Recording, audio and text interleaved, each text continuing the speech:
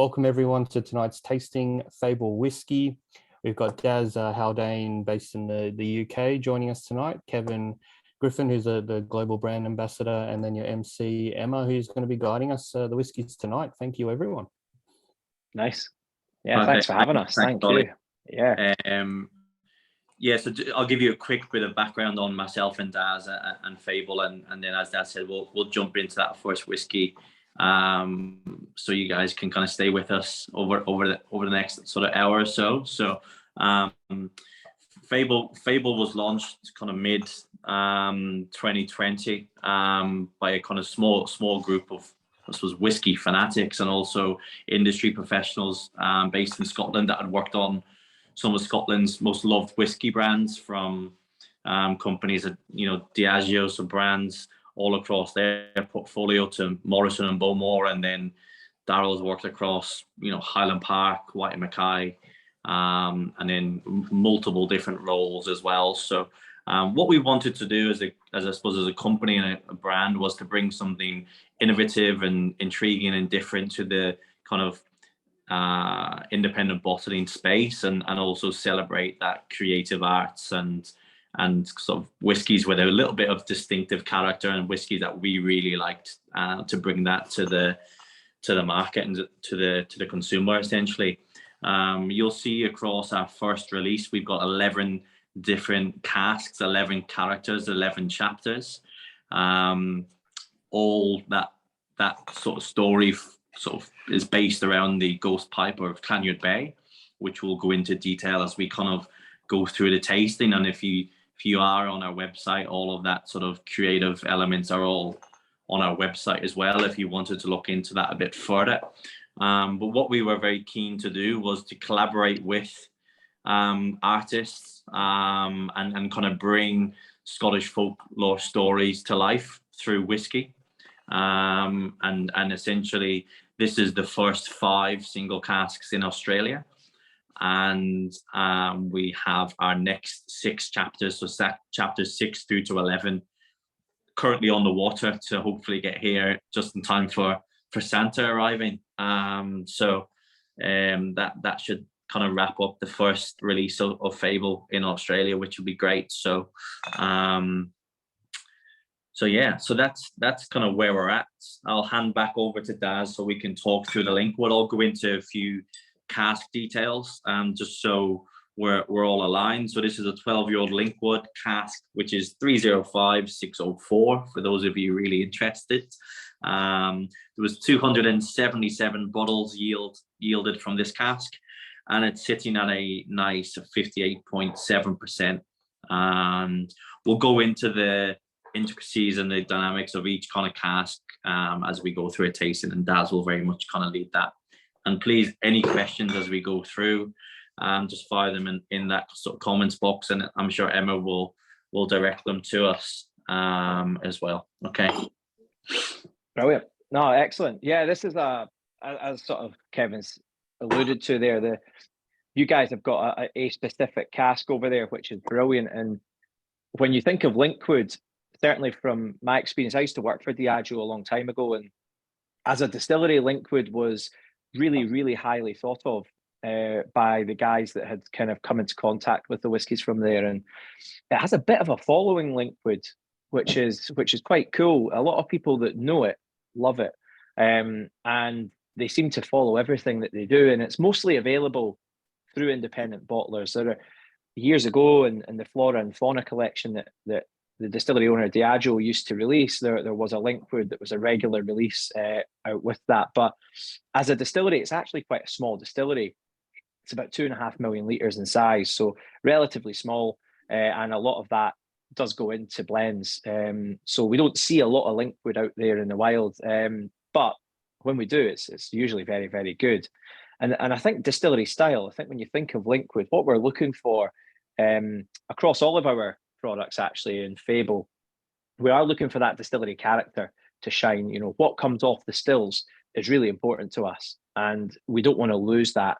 And we also don't want to we want to make sure that we don't hammer that spirit with different types of casks that are going to kind of mask some of these lovely characters that come through from the distillery character.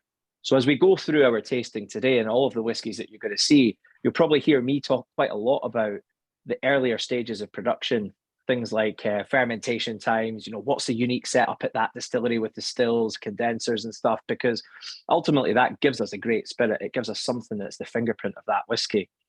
All of our whiskies generally, now there's a couple of exceptions, but generally they are refill hogshead casks. And what happens in Scotland is we usually go to America. The bourbon industry are only allowed to use their barrels once. So what we do is we benefit from that. We get these casks sent over to us. And if we get sent 5 casks, usually what we'll do is we'll turn it into 4 because they come over broken down to Scotland, and then we rebuild them.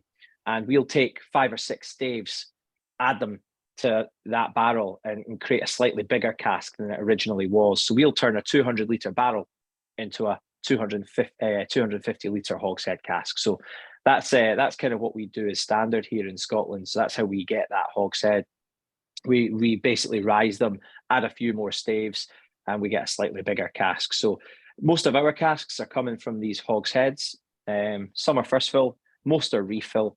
And we like refill casks because refill casks are a really nice way of getting that balance between wood and spirit. So with Linkwood, what you'll see here in the nose, just as you kind of start to warm up, this is definitely my first whiskey of the day. It might not be yours given the time of day right enough, but it's 19 minutes past 9 in the morning, and I've dropped the kids off. I'm feeling quite good about myself, actually, feeling quite smug. And actually, Linkwood is exactly the whiskey I would drink at this time of day. It's got that lovely light touch. It's got that elegance to it. And there's 2 things I love about it. Is one is the floral notes. Sometimes you get lavenders, and I totally agree on the tropical fruit notes, especially with the refill casks. And the other thing I get is this lovely hint of white chocolate, almost malty. We have a drink, Ovaltine. I don't know if you guys get it over in Oz, but it's like a malt drink, and we fire it full. You do get it. I see people nodding away. Yeah, we do. And it has that lovely Moorish maltiness. White chocolate. Yeah. So there's like a white chocolate version of it, and it's delicious. So, and it does. Linkwood always seems to have that little hint of like creamy, buttery kind of white chocolate quality. So that's something I'm looking for all the time in Linkwood. I think here's a great example. I mean, this whiskey will be very, very, very similar to the cask that you guys have. Nice light golden color, kind of soft touches from the refill hogshead. But then sometimes what we'll find is we're getting some of these darker colors coming through. About 12 or 13 years ago, in the industry, where we're really struggling to get hold of bourbon barrels, and actually there was a big influx of wine casks from Europe, not sherry, but just wines from France and Italy and things like that. So every now and then at this sort of age, sort of 12 and 13 years old, we are seeing some of these wine casks that are labelled as refill coming into the system. And it's really interesting because actually Linkwood, despite it being a slightly lighter single malt, it actually competes nicely with some of these heavier oak types. So what we do find every now and then are some darker, some slightly heavier looking Linkwoods. And actually Linkwood as a spirit style seems to perform quite well, despite its more elegant, slightly lighter touch. How is this whiskey going down? I've seen tropical fruits, and I'm seeing some of these notes coming through. Feel free to pop your tasting notes or just bash in there. Yeah. How are you finding it there? How's it going? Yeah, great tasting notes from Leo. 100% on that like pineapple. I'm getting like a bit of frangipani flowers. Those like the really pungent frangipanis you get in close to the equator. I love Linkwood from years ago. Is more Diageo distillery something you guys are looking in the future? Because obviously I think nearly all of these are part of the Diageo stable horse that we never see, especially some of the later ones that we're trying. Is that something that you guys go for? Are you going to be looking at more distilleries to bottle in future volumes? Is that? Yeah. The big challenge is supply. Yeah, I mean, getting hold of casks at the moment is really difficult. And what we've had with Diageo is been great timing. If anything, is a steady supply of these distilleries. So, I mean, if there's other distilleries out there that we can get good access to consistently, then naturally, of course, yeah, we're open to it. But I think for what we're getting access to at the moment, and the quality that's coming through actually from some of these, what I would call Diageo's B-side sort of distilleries, we're getting everything we need from them. So yeah, it's not a rule. It's not a rule. It's not something we're bound by. But yeah, that's the way it is. I think initially on that, and it's such a valid point as you made around the quality of it. I think, Emma, that was such a big one that we focused on quite early on. Was, you know, I know we've got casks in the inventory from other distilleries and other whiskey companies that very much, anytime we pull samples, we always might request a sample, or we'll get it amongst tastings. But we feel that the kind of range that we've launched with, and the feedback from a lot of key markets, Australia particularly being one of them, has been resoundingly been really positive.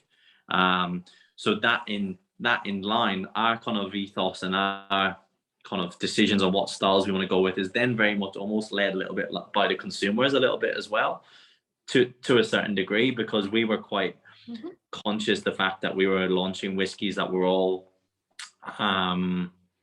refill ex-hoggies, whereas a lot of markets were kind of demanding sherry casks or port finish, etc. But now the overriding feedback has been how great it is to see a whiskey company focus on distillery character and just straight talking Scotch, and which has been quite nice. Yeah, it's nice, and that's why we are cask strength, single cask. There's it's all natural color. You know, we're not doing anything really to these whiskies. Really, ultimately, what we're doing is selecting casks. And the selection process is not a crazy process. It's a really, really straightforward one. I think a lot of people might think that we swan around warehouses all over Scotland looking at casks going, that looks like a nice cask. Let's go and see what that one tastes like, you know, and we get access to it. It's not quite as romantic as that. We do get to the distilleries. I'm sure your Instagram page at times leads me to think something different. Is it? Well, it's actually on the gram. yeah. Don't believe anything you see on social media. God, no one lives like that. But I mean, the way it does work is the guys are great. They do give us a nice list. From that list, we then kind of look at it and go, right, we really like that. These look great. And then we'll ask them for samples. So maybe we get a list of 100, we'll sample 50 perhaps.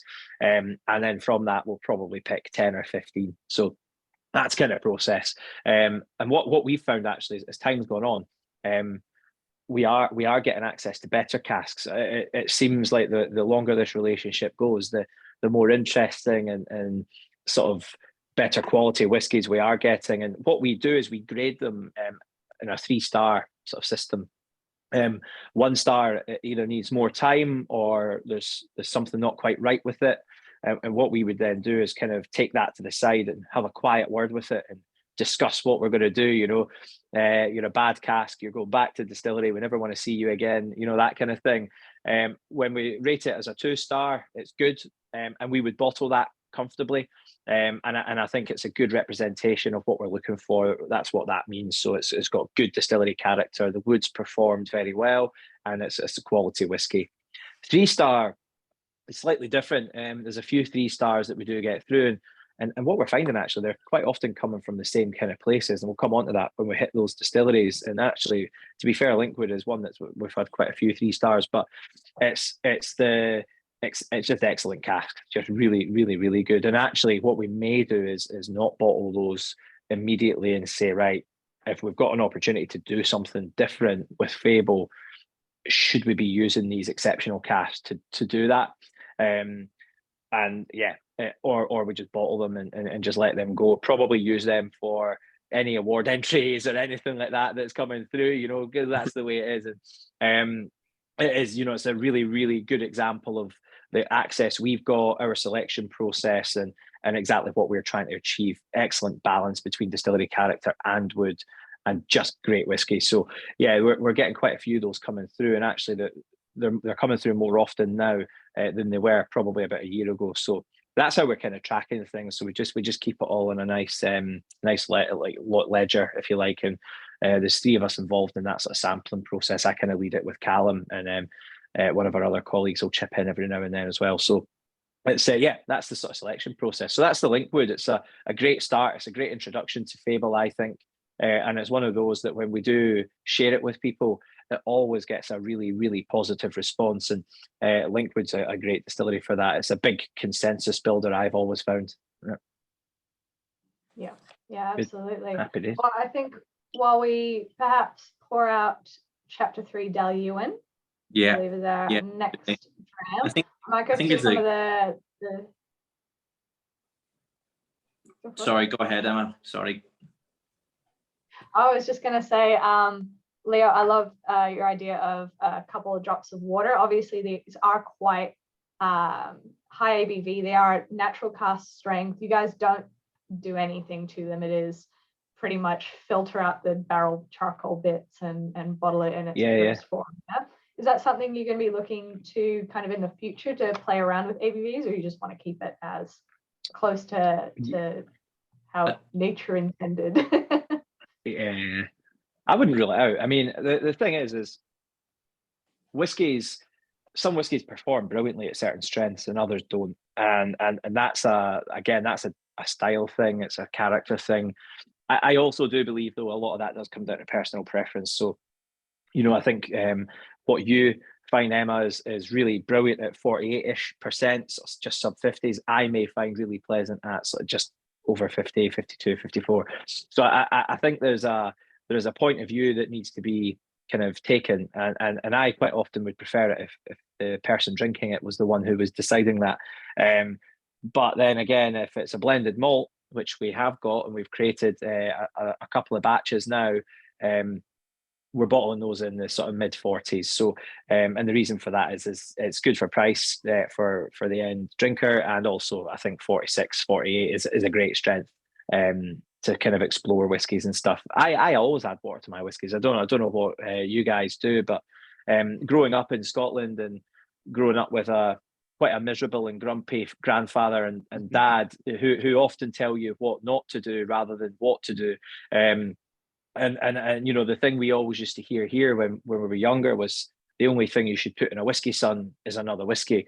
And you'd get a quick slap to the back of the head if you were chucking ice cubes and water into it. But I do think that attitude has changed. I think they probably now appreciate that it's not a thing really that you can break. It's not illegal to put things into whiskey. We can add a bit of water, we can put a cube in, and it's all very, very much down to how you enjoy your whiskies.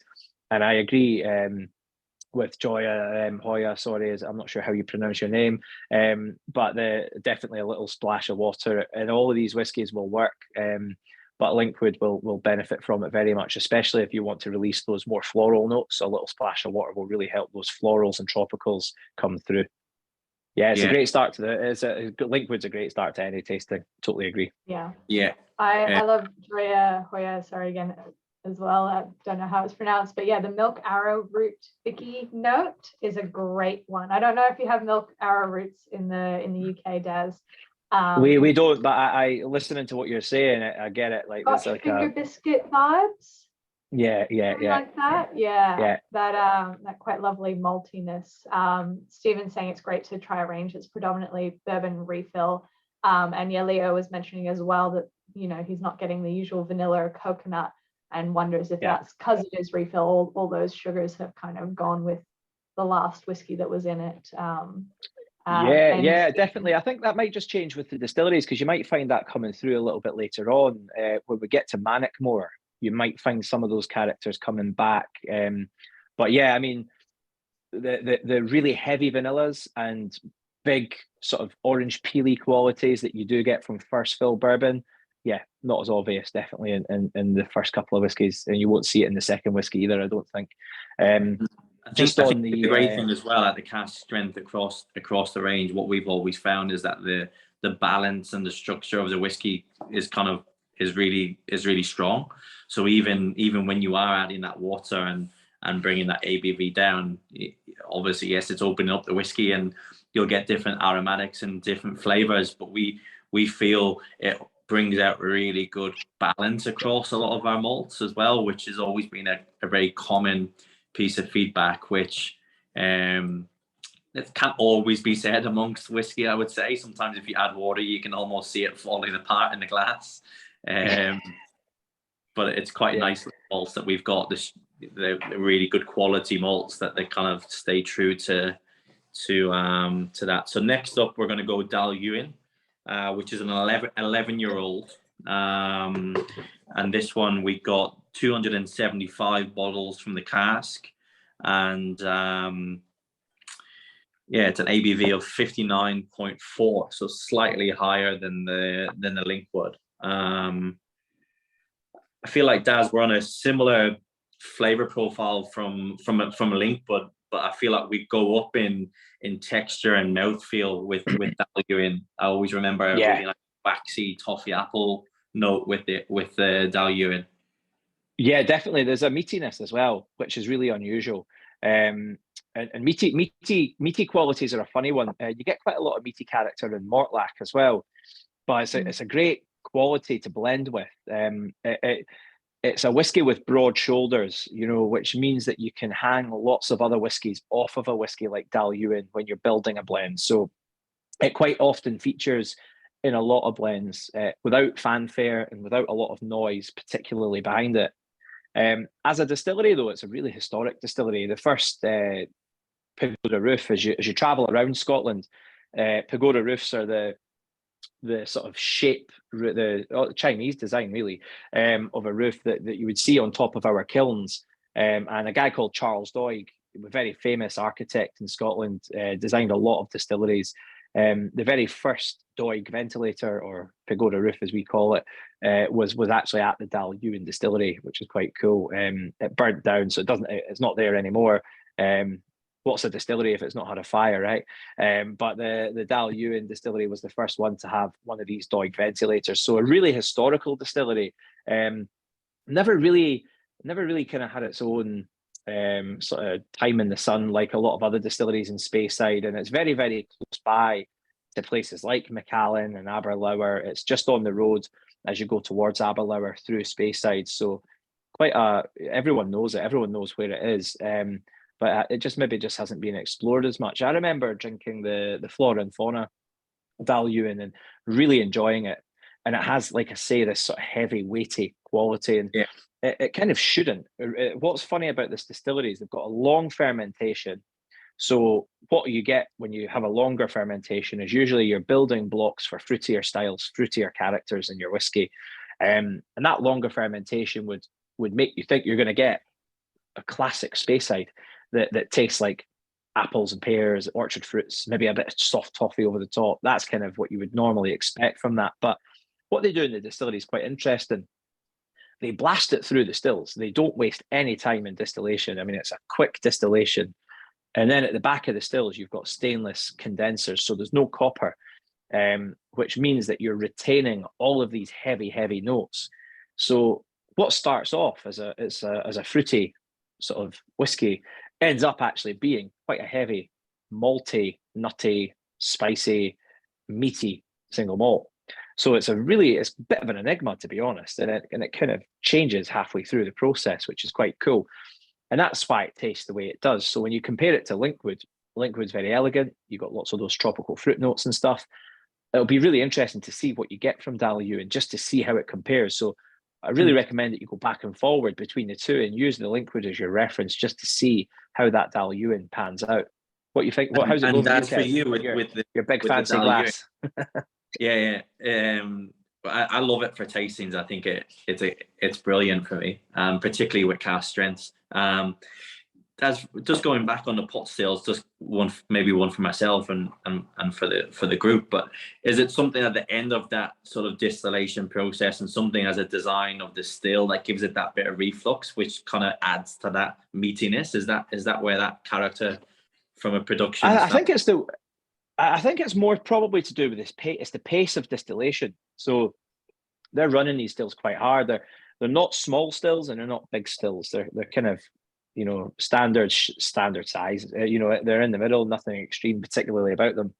But the pace in which they're distilling is quick. So that means that you've got a nice easy passover down the line arm. Vapors are not hitting lots of copper on the way up. You know, those stills are getting warmed quite quickly. Probably pre-warm them, to be honest. I think before they run the stills, they're probably warming them up beforehand. So you're getting that nice. As soon as vapors are rising, they're passing over. That's what's happening there. So yeah, very little in terms of sort of interaction with copper is what they're looking for. Yeah. Yeah, fantastic. I've always loved Dal Ewing as a distillery. I mean, I couldn't pronounce it for the first 6 months. Well, there's a sneaky little I in there, isn't there? Yeah, I know. I used to call it the Dailuaine whiskey. So it's my lovely little having nicknames for distilleries is always the best. But all the Dal Ewings I've tried have this like jelly bean texture to them. You know when you bite into a jelly bean and it's that gelatinous but not at the same time. That's kind of always the vibe, but also the flavor profile, you know, white jelly beans and those really fruity floral jelly beans. But this is super, super cool. Leo, I love the lemongrass and the white chocolate. Definitely getting that lemongrass vibe 100%. It's really fascinating as well to know that it's quite a hefty spirit. It's not something I've ever really associated with the distillery, but it's so fascinating to see that, you know, they don't have that huge copper contact, they don't have that huge reflux, but it's still surprisingly light at the same time.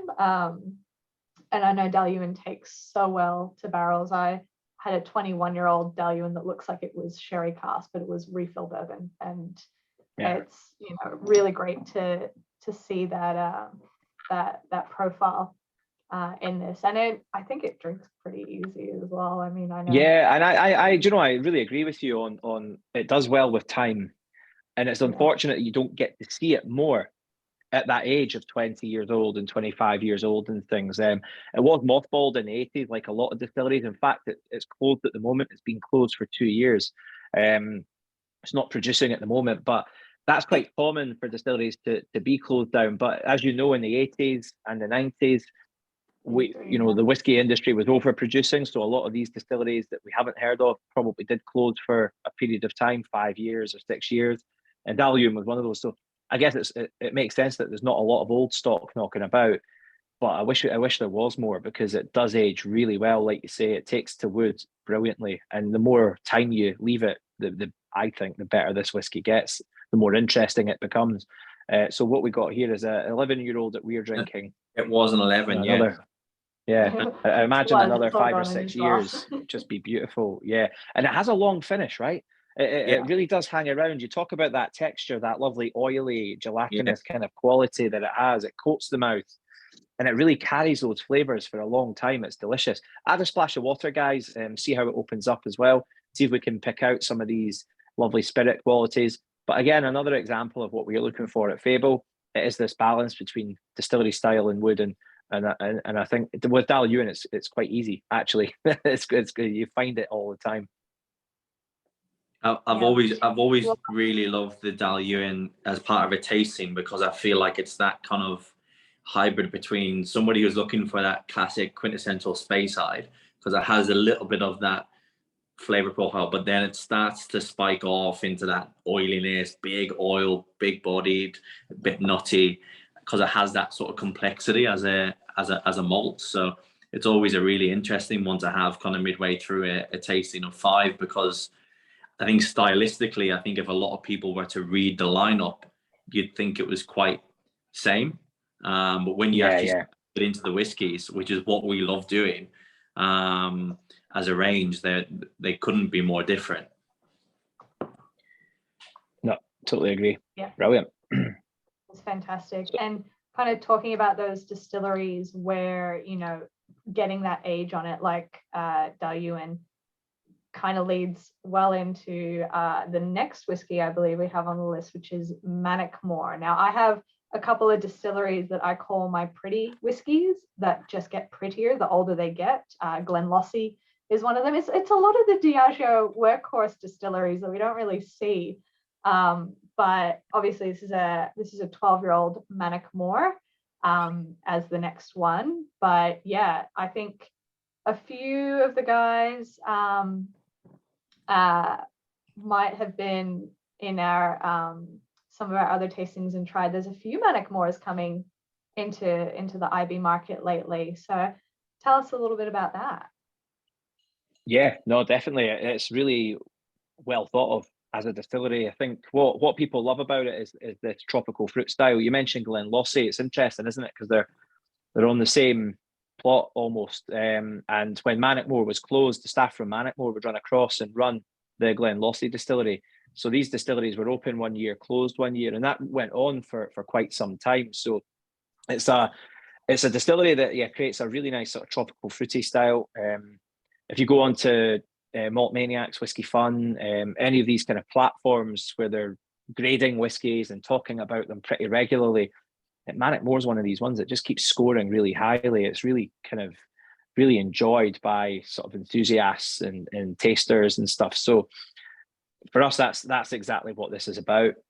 We're going to go more towards yellow fruits with Mannochmore, and you might see some similarities that we found in Linkwood with those kind of white chocolatey, sort of softer malty kind of notes. They're there in Mannochmore, but it moves much more towards yellow fruits. So that's what excites me about Mannochmore is those lighter guava, passion fruity. We have a chewing gum here in the UK called Juicy Fruits, and it chucks out all these kind of lovely tropical fruit flavors. It gets that mouth-watering sensation really going, and Mannochmore does that every time. So yeah, get your glasses poured for a Mannochmore, and we can chat through that. Yeah, fantastic. It's like I think you're right. Obviously, getting ahead of myself. I've already had a sip. Yeah, nice. I have Good. definitely tried this one before. But yeah, it really takes that that floral element and makes it almost dirty. You know, when you get like a tea tree tree or like jasmine flowers, and it really kind of brings the earthy element to that. And when we did the whiskey show with the whiskey list back in August, a while ago, I can't remember. August. I had this range that we're tasting tonight at the same show, but the Mannochmore was extremely popular. I think kind of coming in really highly rated across the crowd. I think it was certainly within the top 3, top 5 whiskies of the whole show, which as a team, obviously we were blown away by it because it's incredible recognition for the brand, but at the same time we're quietly in the background not surprised, because a lot of the feedback on the Mannochmore and the different casks in different markets have been exceptional. Alongside this cask and one of our first casks bottled were reviewed by Serge at Whiskey Fun, and he's kind of given them 90 and 91 points out of 100, which for the age and the profile of these whiskies is an incredible rating to get from a pretty heavily revered whiskey critic. So we'll certainly back ourselves with this whiskey. It's brilliant. Yeah, and I think what we've got to remember is why does it taste the way it does. And if you go back to the 1970s, so Mannochmore was opened in 1971, and what was happening in the 60s into the early 70s is, light blends were really flying. Brands like Cutty Sark and J&B, Hague, and things like that were doing really, really well around the world. And a lot of distilleries either opened for the first time or were refurbished and expanded during this period as well. Loads of examples of that. Tamnavulin, 1966. Loads of distilleries built in 1966. Tom and Towel was not dissimilar. And Mannochmore was just one of these distilleries. Yeah, loads of distilleries doubling capacity in the 60s. Loads of them. So it was a boom decade. It was actually 1824 with the change in the Excise Act, big one for distilleries establishing themselves legally. So we see 1824 on lots of distilleries, Glenlivet, Macallan, big well-known names, but there's tons of them. And then you get to the 60s and you see a lot of distilleries building for the first time, opening, and then lots of expansions. So and lots of trading between the businesses as well, lots of takeovers and stuff. So that decade, the 60s, going into the early 70s, absolute boom period. And then you've got probably 2010 to 2020 for malt whiskey. And those 3 decades, you could argue, are the most important decades in single malt whiskey's history because of everything that's going on and the way that we get the whiskies we have now. So the 70s, no dissimilar. And it's no surprise, actually, that this distillery was creating a light, fruity, easy kind of going style. And what surprises me about Mannochmore is a distillery that was created for blenders. It always surprises me just how complex it is. And when you have it on the nose, you get these phenols and slight soft cardamoms and things like that. But then you go into this weird kind of lemon cheesecakey kind of quality. And then again, you go into these lovely tropical fruits. But the citrus fruits are quite complex. It takes you from kind of grapefruit skins all the way through to kind of sweet lemon and everything in between, even lime qualities. It's quite surprising the more you go back to it. Yeah, totally papaya, definitely. I certainly thought I was going a bit crazy when we initially got the Mannochmores, and I was getting like pineapple and papaya and mango, and I kind of felt like am I just thinking I want to go on a tropical island to a nice holiday, you know? Yeah, totally. Do I want to smell that, or is that actually what I'm smelling? Is that what this whiskey is telling me to do? But for that reason, I think that is something I always try and think about with certain whiskies that we have in our range, because predominantly they are used by blenders. So I always try and think of, in the brain of a blender, how do they see it and how would they try and piece this amongst their puzzle of whiskies, which makes me love blends even more. I've always loved blends for that reason. Comparing it to the other two, the flavor profile of the other two, what do you think the kind of characteristics are within the kind of structure of Mannochmore that blenders would really enjoy out of it? Is it that complexity, or is it the floral tropical fruit? Yeah, I think it's definitely the fruitiness. There's no doubt about it. And it's really interesting hearing Leo talking about Clynelish. There is it's not as waxy as Clynelish, and Clynelish has that really kind of distinct. There's only 2 distilleries in Scotland that are defined as waxy. Clynelish is one, and the other one is Deanston. Those are the only 2 that get bundled into that kind of very unique place.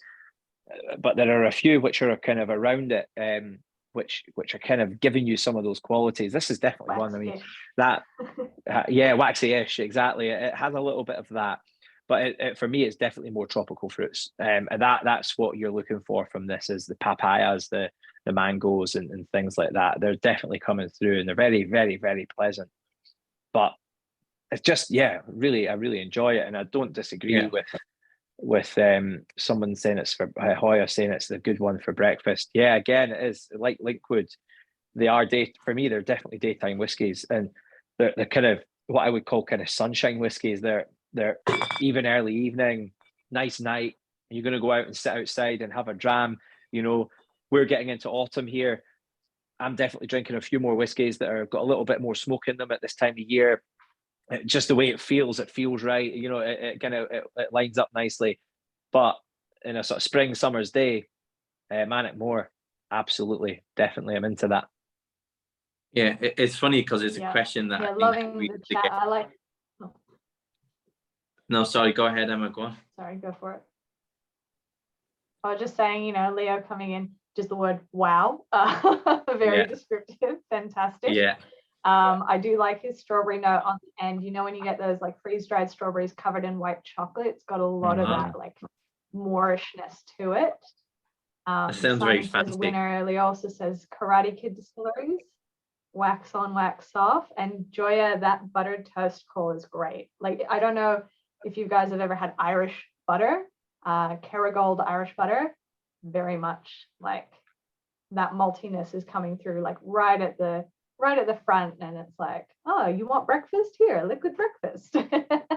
Yeah, don't start talking about sorry, that. Kevin will start crying. I know. He'll be getting homesick. I'll be getting a violin and my Irish dancing shoes on by the end of this. That's why we're here. That's why we're here, Kev. Yeah, absolutely. And it's for me, it's such a, you know, I really love dialing into some of the quirky flavor notes that people kind of experience in our tastings with Fable, because I think that's the beauty behind single casks and independent bottlers. You know, everyone will have their, I suppose, their ethos or their direction on what they want to highlight as a company.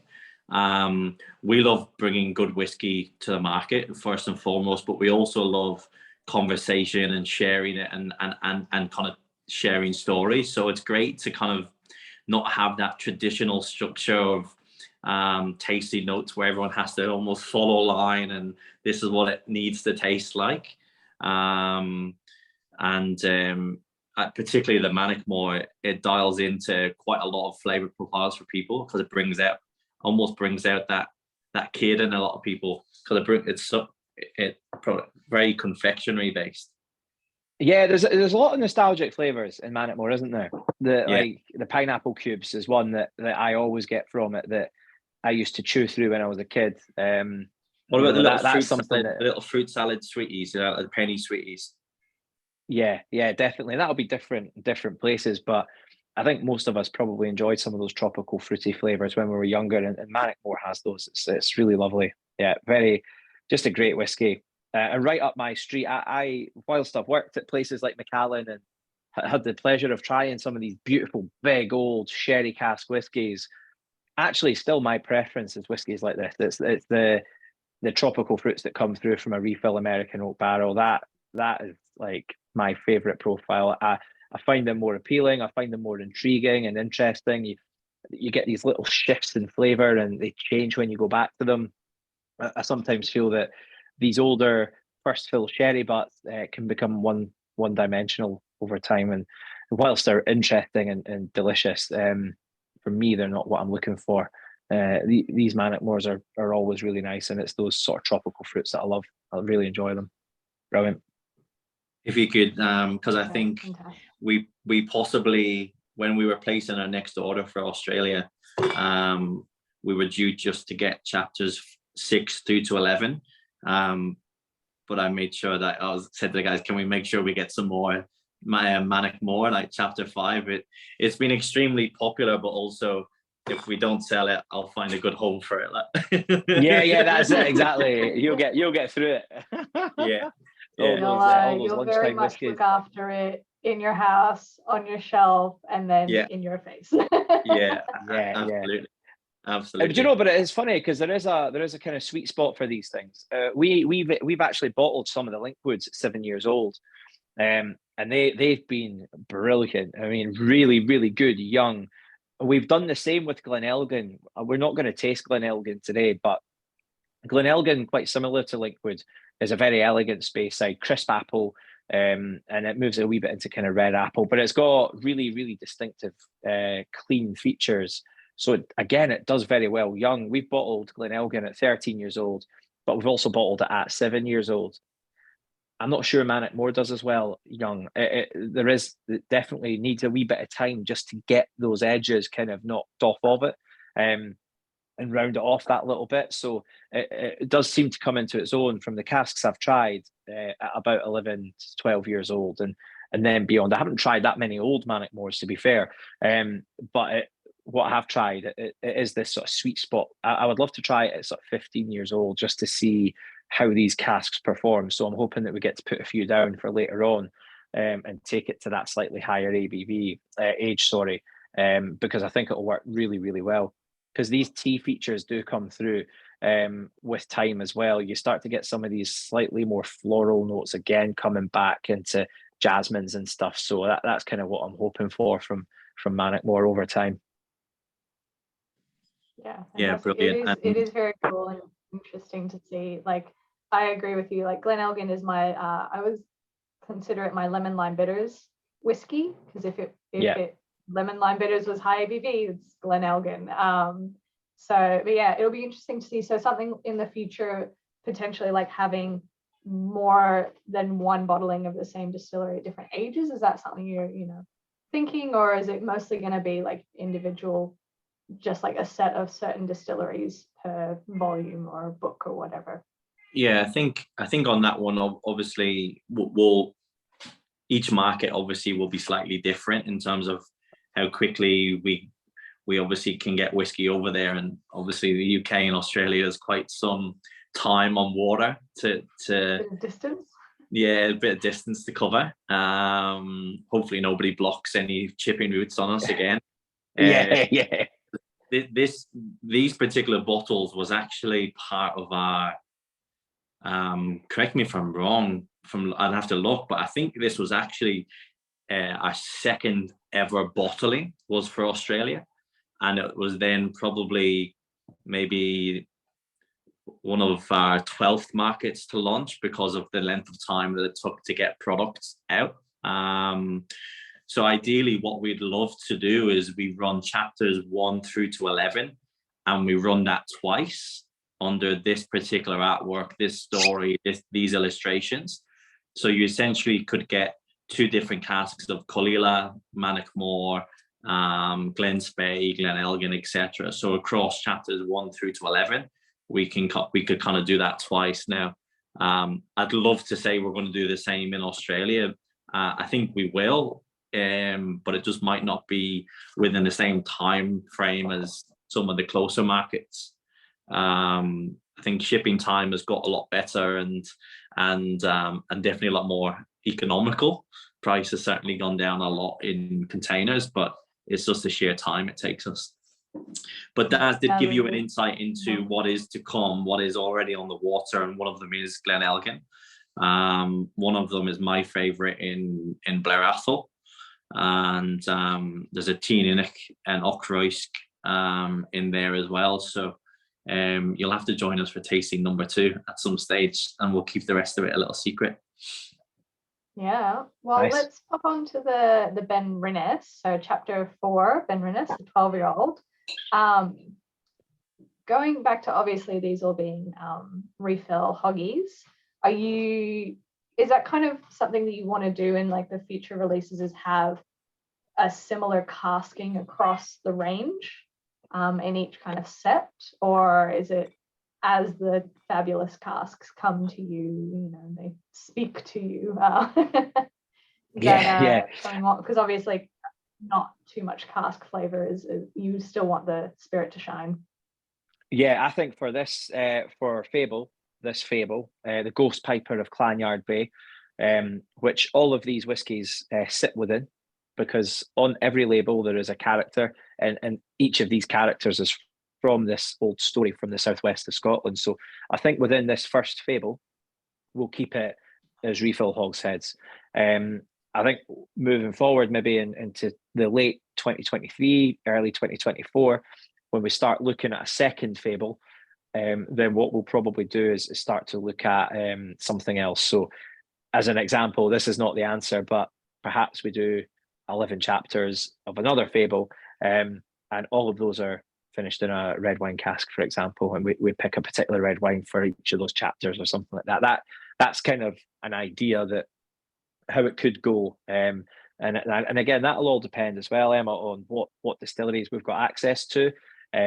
You know, the industry's changing all the time, and we may not have access to the same distilleries that we have access to today. So we'll need to kind of cross that bridge over the next 12 months and figure out how we sort of take this one forward. But yeah, all of these whiskies are refill hoggies.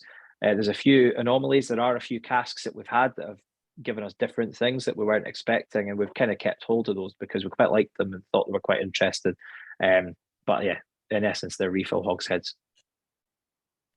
Yeah, and I think as well, like one of the main focuses at the start of doing Fable for the team was to bring unique and high quality malts to the market. So I think if we can continue to do that, and if it does fall under this particular parameter, it's certainly something worth discussing. So we don't get too creative and too conceptual for our own good, and we lose the sight of actually, putting a good quality cask in another finishing cask for the sake of it as well. We want to make sure that it's actually going to improve these whiskies. Speaking of which, I know this is one of Daz's favorite. We got the Benrinnes 12 here, which is 309 bottles we got out of Benrinnes, and then this one's at a 60.2% ABV. an absolutely stunning whiskey to split off from that sort of higher Speyside sort of region to kind of really broaden out that complexity within that region. I'm right in thinking it sits at the kind of base of one of the main kind of mountain ranges up kind of northern side. Yeah, so it's actually named after the hill it sits under. Yeah, exactly. So Benrinnes is the peak that looks over Speyside, basically. So as you look, if you go up Benrinnes and look north, you'll probably see about 11 to 13 distilleries as you look down the Spey Valley, right over Craigellachie, Aberlour, all of that. So as you drive by there, we will have passed Dal Ewing, so you'll see Dal Ewing from the top of the hill. And then you'll go up and you'll see Benrinnes on your right-hand side, and then you'll get to Glenallachie, and then Aberlour, and then over the back up to Craigellachie, and Dufftown will be about 6 or 7 miles over in that direction. So loads of distilleries sort of knocking about this area, and it's no surprise that one of them's taken the name from the big mountain that kind of overlooks them all. It's a funny distillery. I mean, mad place. Like it's got a crazy history. The original distillery was washed away in a flood, actually about 3 or 4 years after it was built. So it was a solid insurance job, whoever organised that flood. It was a bit of a disaster. And then once the distillery was rebuilt, it's kind of trucked along for a number of years. And then, like a lot of these distilleries, it kind of got a refurb in the 60s and reopened in the early 70s. And it was the early 70s and into the kind of 90s where it did create quite an unusual style of whiskey. It was a partially triple distilled distillery. And in Scotland, there are not many examples of that. Auchentoshan is one. Talisker was one actually up until the 60s, until the fire burnt it down. And then they reopened it with double distillation after the fire. But there aren't that many distilleries that operated like that. So it was a bit of a pilot. It was a bit of an experiment in some ways, but it had always created a slightly heavier style, which again is unusual. It's why would you go triple distilled if you're still creating this sort of malty or sort of thing? The whiskies that we have are not from that triple distilled era. The distillery was refurbished again in the early 2000s, reopened, and it's these casks that we're getting from after that refurb. So is it a 12-year-old we're tasting, isn't it? It is, yeah, 12-year-old. Yeah. I don't know. Yeah. Cask was 301911. I'm just referencing that because I can pull up like a file which we've got the different cask and distilleries on. I've pulled up this one, and some of the notes on this one I've got cacao and honeycomb. And with that sort of spice orange, but definitely there's definitely kind of like a fresh honeyed kind of element on the nose, even at that sort of higher ABV, but with water it sort of dulls it down and softens. Yeah, definitely, and it has, it's got some of these lovely heavier notes, honey notes. There's a bit of malty, biscuity quality definitely in here. It goes into nutty, which is nice. There's two things I suppose that are happening. Here at this distillery, you've got the spirit stills work in pairs. So the wash still is your first distillation, where you take the spirit up to about 27%, and then that spirit will then go through your spirit still. And then off the back of that, you'll get your spirit. It will come in at about 68 to 72%, something like that. The spirit stills here work in pairs. So the wash still is big and the spirit stills are smaller. So smaller spirit stills will give you that heavier style. And then at the back of those spirit stills, you've got what we call worm tub condensers. I'm not sure how many worm tubs there are in Scotland now. I think there's like 20, maybe 22. No, there's more. I think it. Yeah, there's 6 or 7 have got floor maltings. I think some of the new distilleries are coming online with worm tubs as well. Exactly that. That's why I think there's more. So there was a great example would be Ardnahoe. New distilleries definitely got worm tubs, and a lot of them are enjoying this sort of worm tub effect because they are important. They do give you character and texture and stuff. So this is one of those distilleries that operates with a worm tub, and with those shorter stills and that worm tub condenser, you end up with that slightly heavier style again. A really, really good whiskey though. again, not widely available proprietary bottling wise. They do a 15-year-old as part of the flora and fauna, which is very nice. And you'll see a lot of independent bottlers working with Benrinnes because they like it. If they can get their hands on it, they do quite like the style. Yeah, nice. It's quite very dangerous. Yeah, I've always gotten a very fermented fruits kind of sulfurous note off of Benrinnes. And obviously, you know, when you talk about sulfur, cask sulfur versus spirit sulfur, it's really interesting to see because I've had some Benrinnes lately, especially like ones post revamp that I've really, really enjoyed that are, you know, 12 years old, 13 years old. But I've had like 18-year-old Benrinnes where I'm like, that is too weird, that is too funky, I'm not into that. So it's really interesting to see how that change has really softened those characteristics and made them more palatable. Joya absolutely getting the honey note. Leo, the coconut finish is a great one. I definitely almost like toasted coconut syrup. It drinks way too smooth for 60%. I agree. It's very dangerous. Apparently water is bringing out more citrus oil on the nose as well, which is fantastic. If you've ever had I suffered through a very experimental bar manager who made some of the most wild and wacky cocktails ever, and they did a fermented lemon, and it really gives me those like fermented lemon vibes, especially on the nose. Was that very, Lockie by any chance? Yeah, of course it was Lockie. I used to call him the mad scientist, you know. So when I talk about things like pickled coconuts and fermented lemons, it is all down to his weird and wonderful creations. He does create some delicious drinks. He does. It is great really to does. see.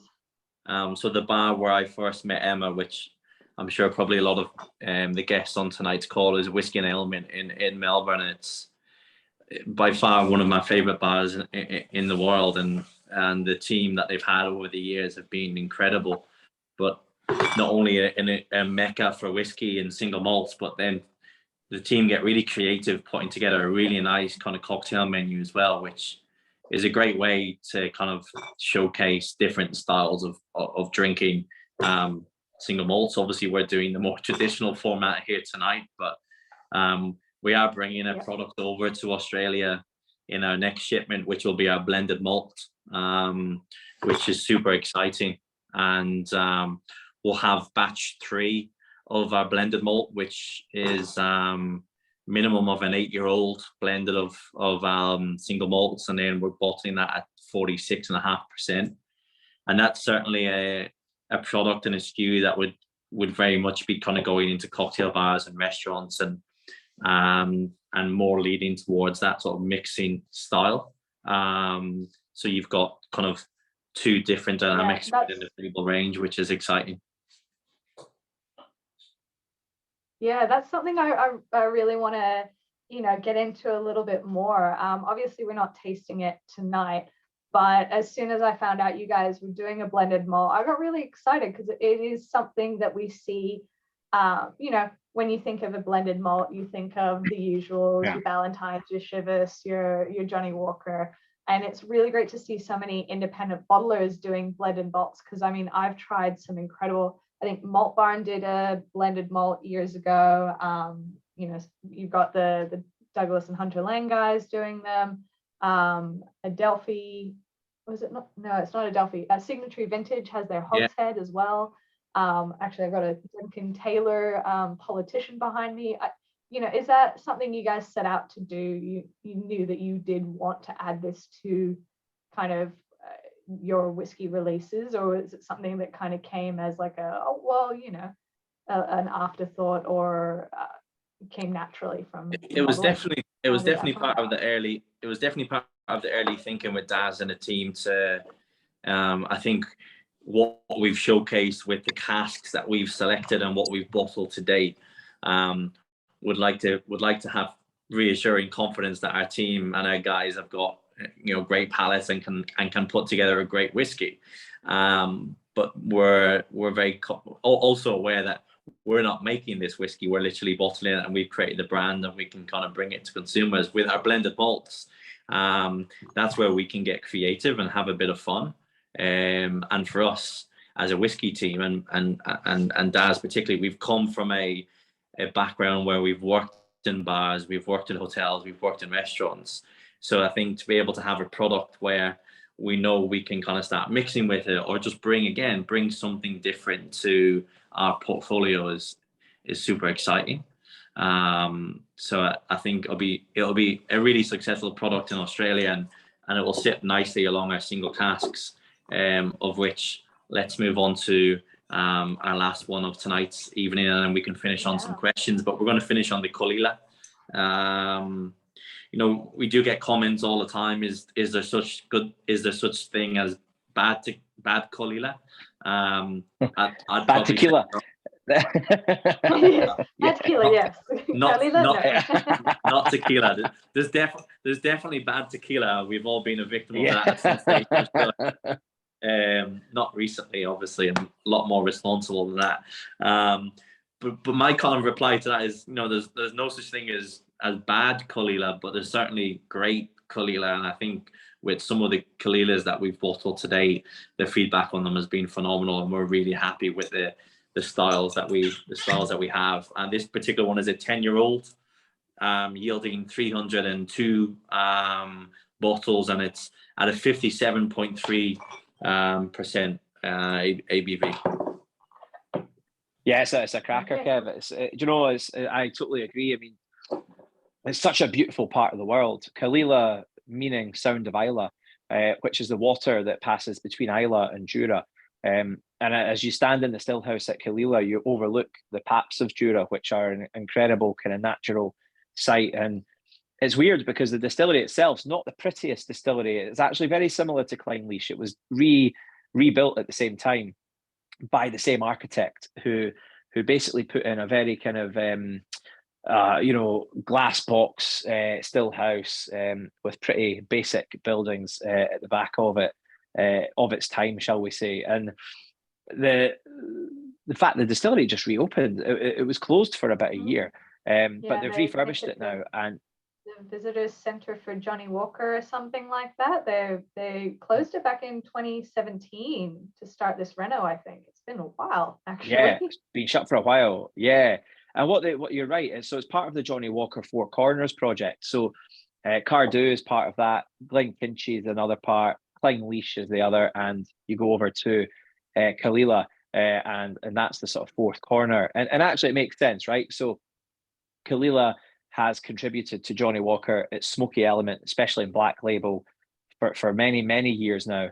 And as Talisker has become popular, there are bottles of Talisker out there with the Striding Man from Johnny Walker on them from the late 80s, as a thank you almost to Johnny Walker for its regular use of Talisker in its blends. And now Talisker is so popular as a single malt in its own right. Caol Ila is very much contributing its smoky whiskies to the Johnny Walker sort of cause. So it's a really key part of the Johnny Walker story. And it's great because it means that we're still getting access to these casks. And Caol Ila, it's not a massive brand in its own right, but I definitely think it's growing a following because of the nature of it. It definitely sits under the shadow, and maybe some of the guests can give their own opinion on it. But from my experience, it certainly sits under the shadow of Ardbeg, Laphroaig, Lagavulin. However, when you get past the front of the crowd and you can kind of get amongst the crowd and you start to kind of get amongst other whiskey drinkers, people who love Caol Ila, I find they love something else about Caol Ila. And as I know, we always talk about that elegance of Caol Ila, the really tall stills, that citrus note, that pear, that lemon. I personally love that style within Islay because I love that smokiness, that peat element, that seaweed, that iodine, but it brings a freshness. No, I totally agree. And so smoke is wild. It's a huge category of flavor in whiskey because, people talk about peaty whiskies and smoky whiskies, and they are quite different. They're two very different flavor camps, and smoke can come from casks, it can come from flavor combinations, and it can also come from, obviously, the peating of the barley. But where you get your peat from and the condition of that peat and everything will influence what type of smoky flavors you can get, because you can get toasted marshmallow from peat. Phenol glycol is one of the things in peat. When you burn it, will give you that toasted marshmallow, vanilla kind of quality. But then if you go down the sort of heavier notes, the mossy, the really sort of damp smoke, ashy smokes and things like that, you're going to be starting to talk about different types of phenols. So there's a huge range of flavor within smoke. What I like about Caol Ila, what it seems to do, is it really helps isolate the clean smokes, the dry wood. When you're almost in the fire pit out the back and you're getting those woody kind of smokes coming off, that's what I get from this. Great way of experiencing that is actually to take a finger, dip it in the glass, rub it between your paws and have a smell. And what you'll get is that lovely clean smoke coming through, and you smell the maltiness naturally, but you'll get those lovely sort of dry woody notes, which that peat seems to just express itself through Caol Ila. What's fascinating though is it's the same barley at the same peating level. It's exactly the same specifications that goes to Lagavulin and Caol Ila. And it's wild how different they are once they've gone through the distillery process and the maturation process. It's crazy. Totally different fermentation setup, different stills, and a longer maturation over at Lagavulin. Big tall stills, as Kevin mentioned, at Caol Ila. I think they're the fourth tallest in the industry. So that gives you that lovely, clean and elegant spirit style. And it's why I love it. I mean, I really, really enjoy it. I agree, Leo. We've been really lucky with Caol Ila. We've got some great casks, and we seem to be getting them more regular as well. And I love it. It's my favourite Islay single malt, no doubt. Yeah, it's such a unique spirit. And I agree as well. Like Caol Ila is one of those distilleries. I call it like the forgotten bigger sister, because obviously it's the big sister distillery to Lagavulin and Port Ellen, which is reopening now, but Port Ellen is the malting house for a lot of Diageo's distilleries, actually. But yeah, it's always had this innate sweetness behind it, and it really comes through, especially in this dram. It's kind of like rock candy, when you get like the melon, like rock melon flavors of rock candy. It is absolutely that like lovely sweetness, and especially for me, like younger Caol Ilas are just so expressive, and they're so wonderfully rounded, and it is really cool to see as well, and compare side by side how absolutely worlds apart this tastes from a Lagavulin, which is the same source barley and peat and all that. And I love Joya. It has this note like a fatty meat that's been smoked. Absolutely. Like I recently got to try peated barley, and I will say, if you go to a distillery tour wherever you are in the world, eat the barley. It's my favorite part of the tour. Just the barley. No, get to the whiskey later, but I got to try heavily peated barley, and I'm like, oh my god, this tastes like ham hock. I'm getting a bit of those ham hock vibes, undercurrent through here. Leo's getting, some leather and lemon essence with spice on the palate. Everyone's saying, that it's excellently drinkable, and a great whiskey to finish as well. Like it's so clean that you don't feel like you're going to be tasting it the next day, but it still lingers on your palate. Yeah. That oiliness really comes through. That's such a good way to describe it, because I think the finish is so prolonged, but it's, it's clean and it's elegant, and it's kind of got those really nice, vibrant Caol Ila kind of flavors that we've kind of grown to love.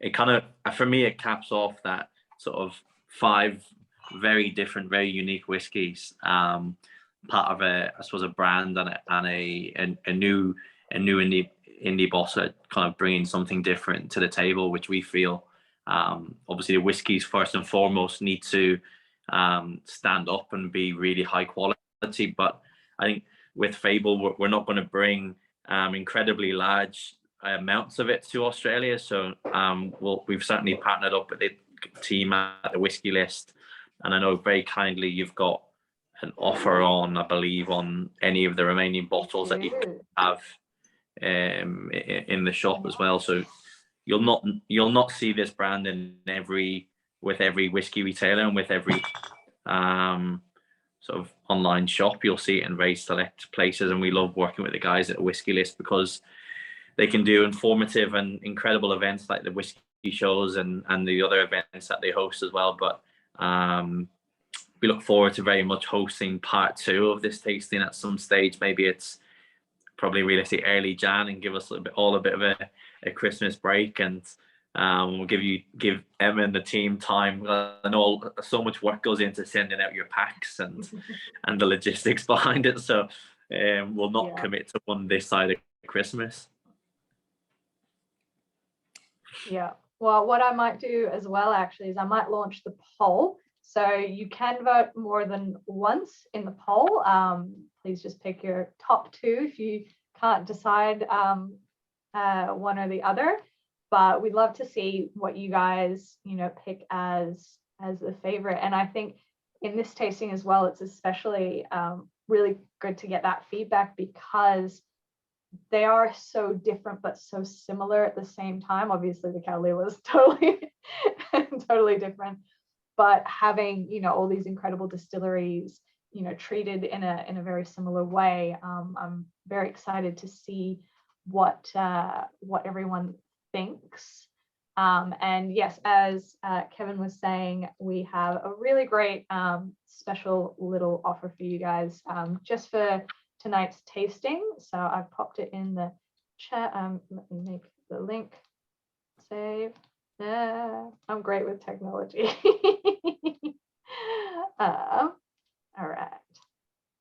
That's a pretty nifty pop-up poll. You've not seen one of our. I quite like that. Yeah. That's some wizardry going on there. I know. Yeah. We might hire our other virtual tastings we do. Ollie is the Zoom master.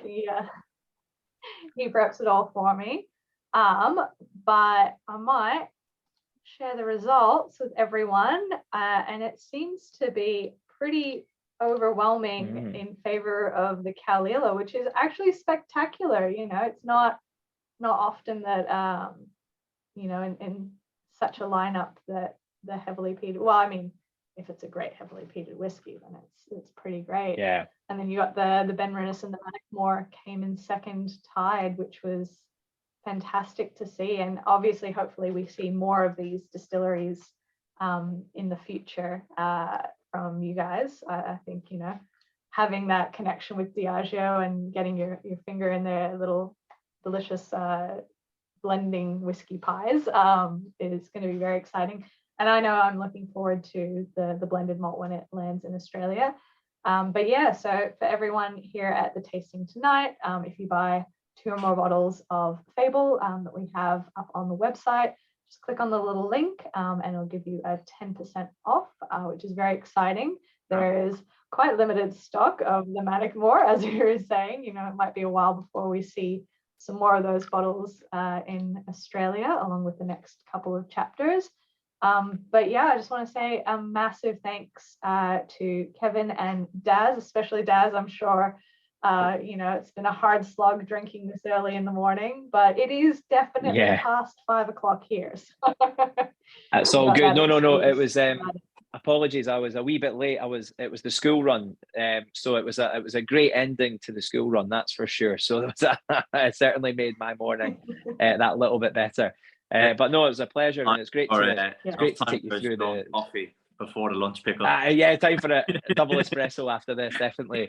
No, but it's a pleasure sharing the whiskies with you. A real pleasure, and the Fable story is a great one, and it'll be brilliant. We've got more whiskies to come into Australia down the line, including the blended malt, which is going to be brilliant as well. So, appreciate your time, guys. Thanks for the invite. Much appreciated. Emma, I'll make sure, as soon as I've got access to the blended malt here in Australia, I'll make sure and get a bottle across to you and the team. I think my partner is in the UK at the moment, so I could look at getting her to bring a bottle back in a luggage, in which case we'd have to share. They're for, right? They're pack mules. Yeah, absolutely. But any of the guests, and for anyone as well, just feel free to follow Fable on Instagram, or pop myself and Daz a message with your email address in the comments if you wish. And if you have any questions on anything regarding the brand or the availability, we're here to answer any questions. Yeah, fabulous. And I was going to say as well, we do have our little Fable thing, and you can look on YouTube to see the animated story as well for the Ghost of Clanyard Bay, which is the story being told through all these whiskies. I definitely recommend it. It's got very much, if you guys saw the Harry Potter movie, it's very much the animation from that late Harry Potter movie. It gives me such lovely nostalgia, and definitely worth watching. But yeah, thank you to everyone for coming along. Kevin, Daz, if you want to hang around a little bit afterwards, we'd love that. But otherwise, have a fantastic night, everyone, and enjoy. Yeah. Cheers, guys. Thank you. Cheers to everyone.